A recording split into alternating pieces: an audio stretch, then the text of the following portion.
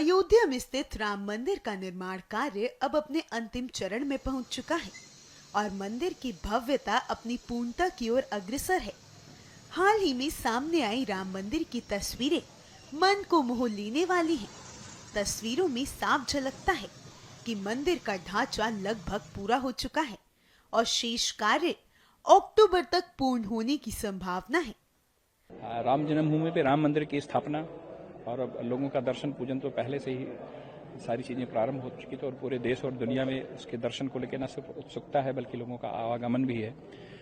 अब वह स्वप्न हम लोगों की ओर पूर्णता की ओर है।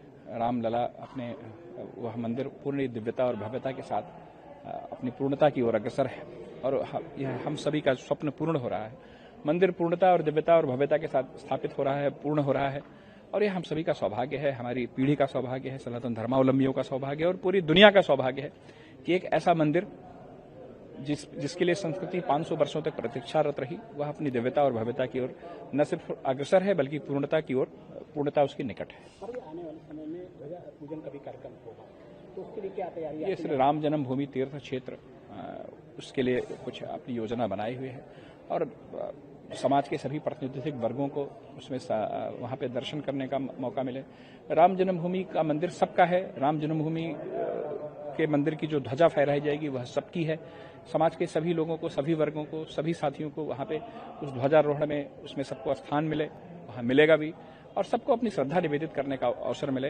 राम मंदिर अपनी पूर्णता की ओर है, उस पूर्णता में जन जन का योगदान हो, जन जन का समर्पण है, जन जन का योगदान है और उस जन जन के समर्पण और योगदान को अभिव्यक्त भी किया जाएगा, ऐसी मेरी अपेक्षा है। अयोध्या में राम मंदिर का निर्माण कार्य अंतिम चरण में है, जिसे लेकर पूरे देश में उत्साह और आस्था की लहर देखने को मिल रही है। इस पूरे कार्य को लेकर अयोध्या स्थित कटराकोटी धाम के पंडित भुवनेश्वर शास्त्री महाराज ने क्या कुछ कहा, सुनिए।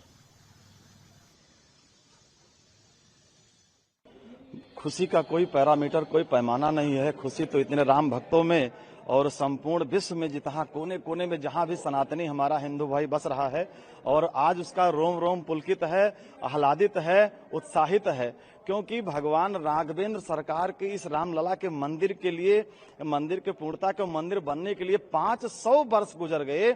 मेरी 5 पीढ़ियां तरस गई, उनकी आंखें तरस गई कि कब मंदिर बनेगा और कब इतना भव्य दिव्य मंदिर बन पाएगा। रामलला सरकार मेरे आराध्य कब वहां विराजमान हो पाएंगे।